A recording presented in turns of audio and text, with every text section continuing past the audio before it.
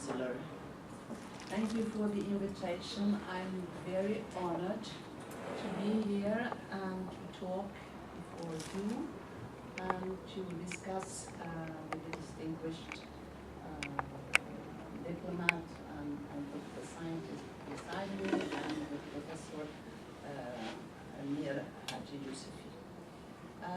This is only the second time that I participate in an event which has been proposed by some representatives of some Middle Eastern countries. And now I will use this to see whom I'm speaking to. Last time was in 2007. It was organized by the Algerian and the French embassy at the Museum of the Mediterranean. And it was on the topic of someone whose birth was celebrated in that year. The name of the person was Abdel Qadr. I recognize the portraits behind me. Do you know who I'm talking about if I talk about Abdel Qadr? Yes, there's a problem, but I'm not.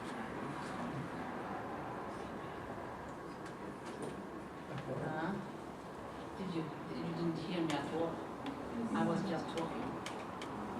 No, you heard me, but you don't know who Abdel Qadr is. Somebody. No,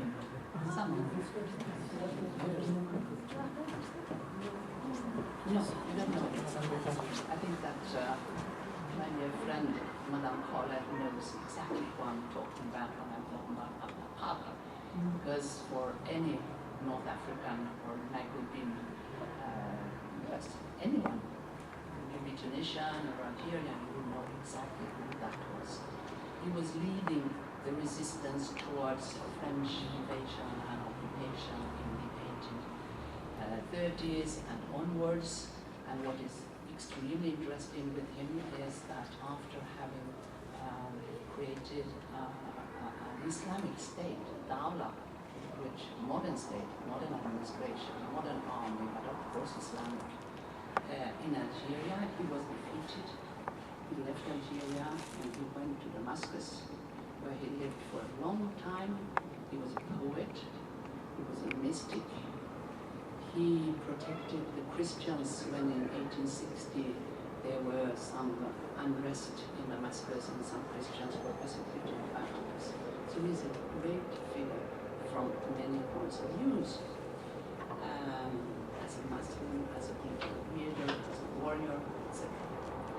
I wanted to raise this because I do think that although Iran, the Arab Middle Eastern countries, the Arab Gulf countries, the Arab North African countries are all part of the same religion, have many common historical experiences. Still, just as between Egypt or Algeria or anything, or Turkey or Egypt, there is not always so much knowledge about the history of the rest of the region, which is quite natural, because in most of those countries, the national issue has, for evident reasons, been absolutely dominating during the last 100, 150, 200 years. So, let me now move into what I plan to tell you. What are the stakes now in the aftermath of the Arab Spring? I will try to come back to your questions at the end, but I will begin with my prepared text. It seems to me that from political, I hear a kind of noise in this microphone. You hear me now? It works, okay. It seems to me that from a political science perspective, the political processes that are underway in this region concern first, demilitarization of the political power. This is important. Second, the separation of power. And finally, the decentralization of power. Okay, and that will be better now. These processes were all partly underway before the Arab Spring came. They were given a boost by it. But of course we need to remember that they are certainly not irreversible. We can talk more about that later on, and you can of course reflect on the parallels and differences with what happened in Iran in 1979 and after. I do think, in fact, that it is possible to relate the Iranian Revolution of 1979 with the Arab Spring of 2011, although it would in no way be done directly. In between, there are so many mediating or contrasting and conflicting dates in the region. Just to mention a couple of them: the wars of the 1980s involving Iran, Iraq, Afghanistan, and the Soviet Union, the civil war in Lebanon, the youth upheaval in Algeria in 1988, the two so-called Gulf Wars, the second one following the Al-Qaeda attack in New York and Washington, the events in Bahrain in 1994 and after, or for that sake, the huge demonstrations that took place in Tehran after the elections in 2009. The question then is, of course, if the Arab Spring relates to the Iranian Revolution in the same way as the Libyan nationalization of oil in 1970 and the Algerian one in 1971 relate to the Iranian nationalization in 1953, promoted at the time by the then Prime Minister Mossadegh, and we all know what happened afterwards. I'm not going, of course not going to give you to answer this question, not least because if I am relatively well acquainted with the Arab countries and have done research on some of the North African countries, my knowledge about Iran is limited. I have one article from 1974 in the Swedish daily Dagens Nyheter talking a little bit about Iran of that time, and I can distribute copies of that article to those among you who read Swedish, because it could be interesting to see what was the take on Iran in the 1970s in Sweden. I have also had some students who went to Isfahan to deepen their knowledge of Farsi and came back and wrote bachelor theses about Iran, in particular about different aspects of its constitution, which is of course kind of central political science topic for students, for anyone. Otherwise, my knowledge about Iran comes mainly through many quite remarkable Iranian filmmakers whose films come to Europe, and you know that very recently another Iranian filmmaker had a big prize in Cannes. So I will limit myself to contextualize the Arab Spring and thereby give you some clues about possible links between this spring and what happened in Iran in 1979, or the lack of links between them.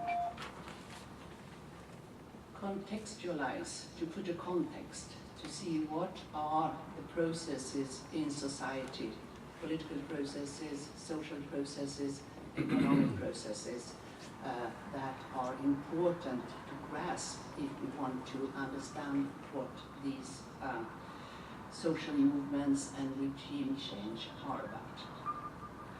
I will organize my contribution around some values that were put forward all over the countries touched by the Arab Spring. A unifying slogan was, of course, that the people wants the fall of the regime. الشعب يريد إسقاط النظام. And I suppose that I can ask you to notice the translation to English, French, and so on, even Swedish, of Nizam. It was systematically translated as regime, while I think that Nizam is something larger than just regime, just Mubarak and the people around him, and so on. And I might come back to that. A second characteristic of all these movements was the waving of the national flag, and Mr. Councillor reminded us of that, the nationalist aspect in it. Until recently, that is 2 years after the spring, we have not seen, and now we are beginning to see another flag, the black flag, so-called Islamic flag, which is not green but black. We see it in Tunisia sometimes, and we have seen it in Syria recently. But during the Arab Spring, it were the national flags that were put forward. And only in Libya, there was a return to an earlier flag of the time before the revolution, but still a Libyan flag.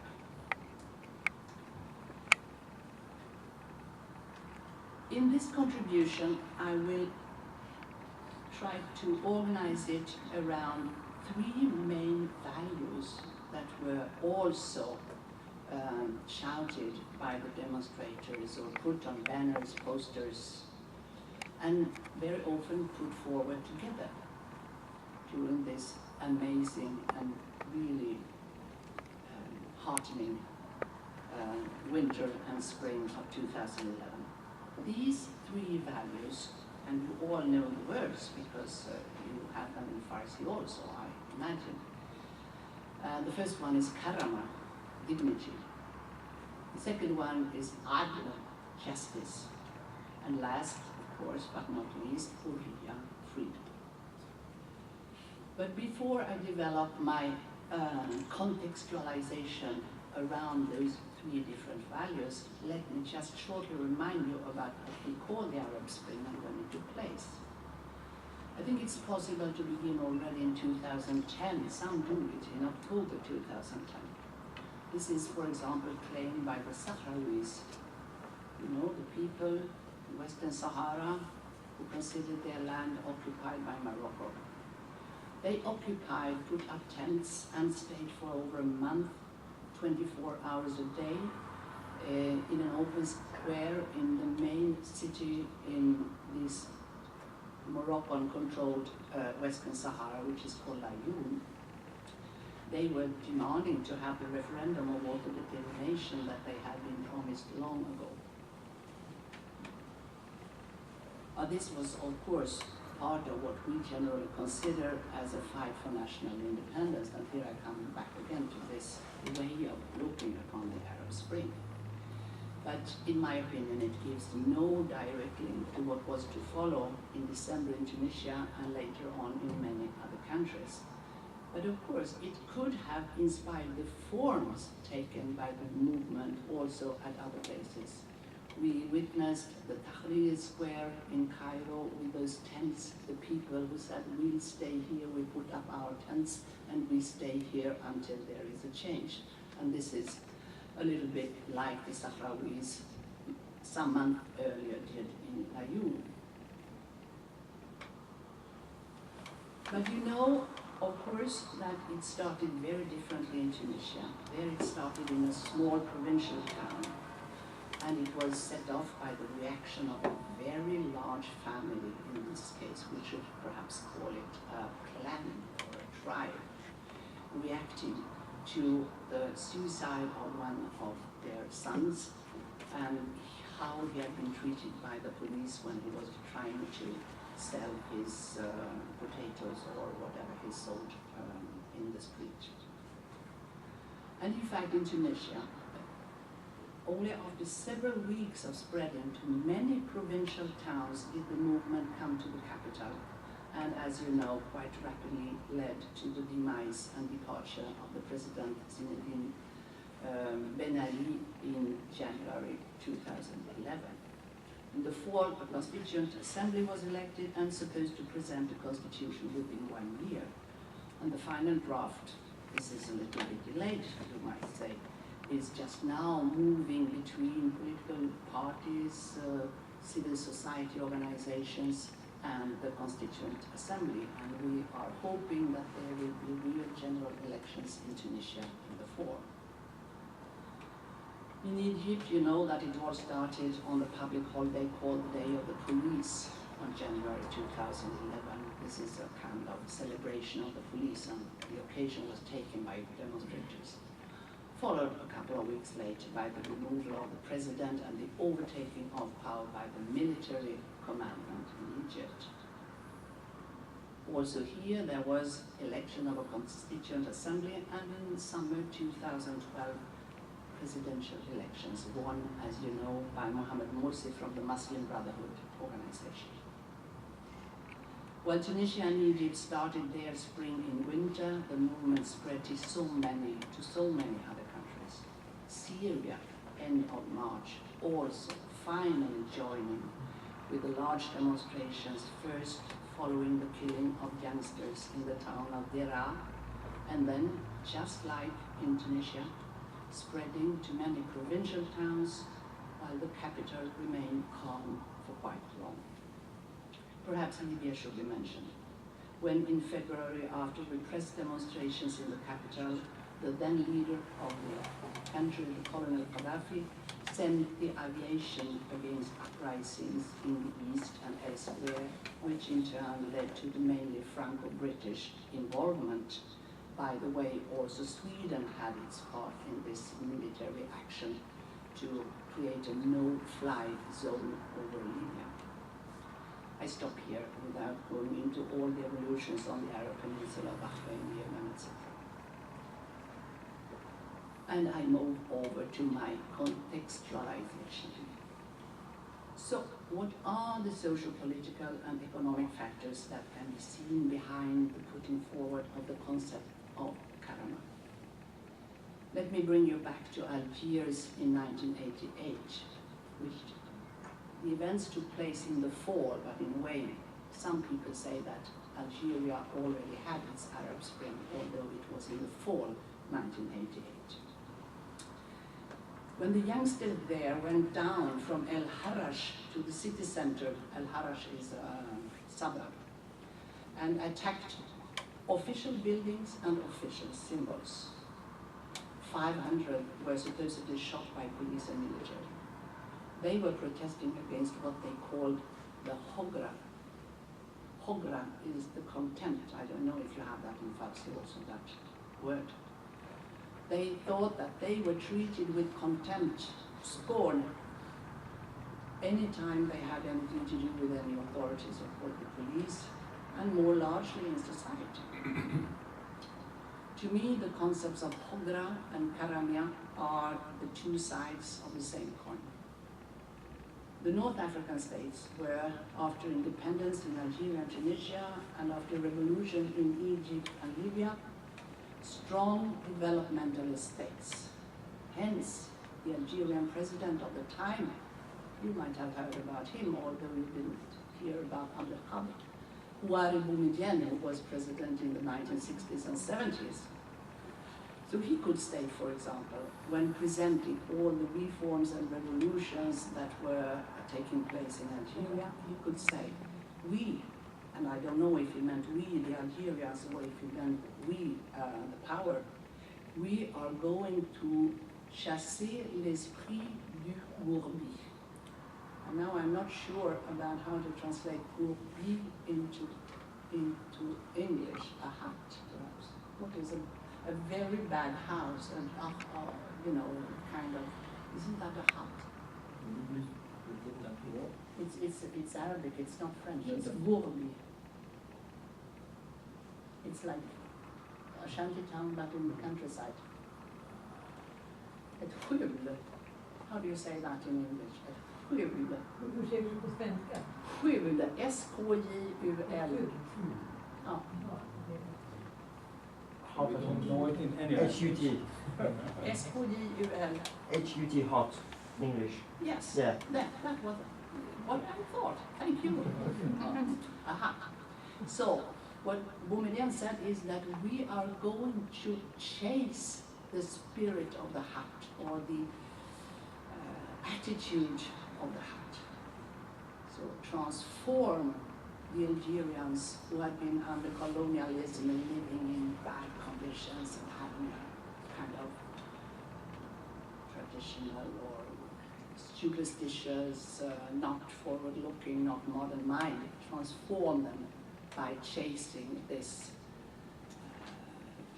this memory and this attitude that they had got when living under such conditions.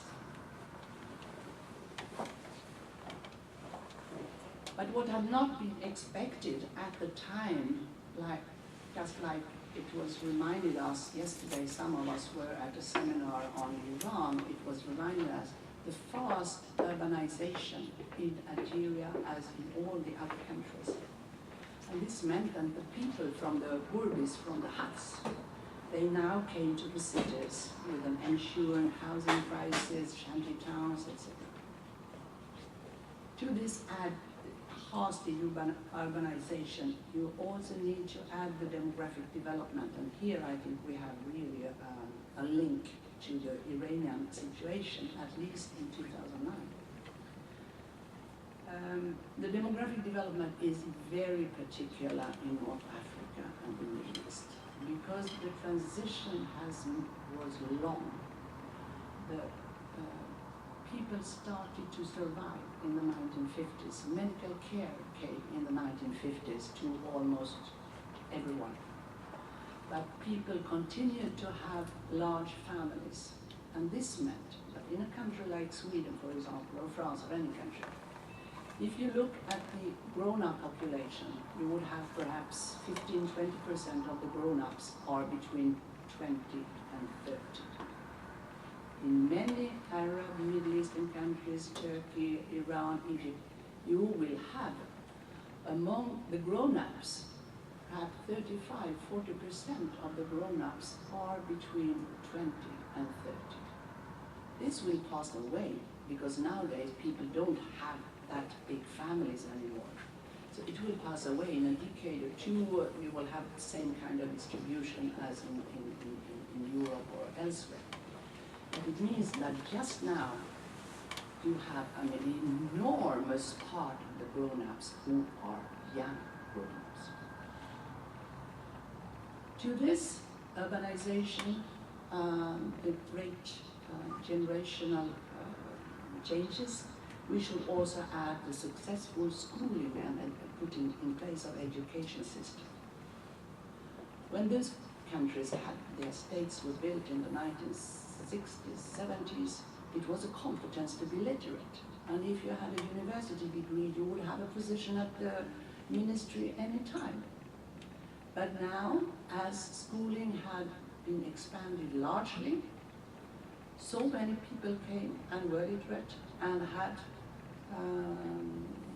university degrees, and the state apparatus was filled by the preceding generation. And as you know, from the 80s, 90s and onwards, it was not any more question of expanding the state sector. Instead, it was a question of shrinking it. So huge generations of young people, often of rural origin and with some education, were neither part of the development nor of the socialism of the time, and accordingly treated with contempt by the representatives of the system.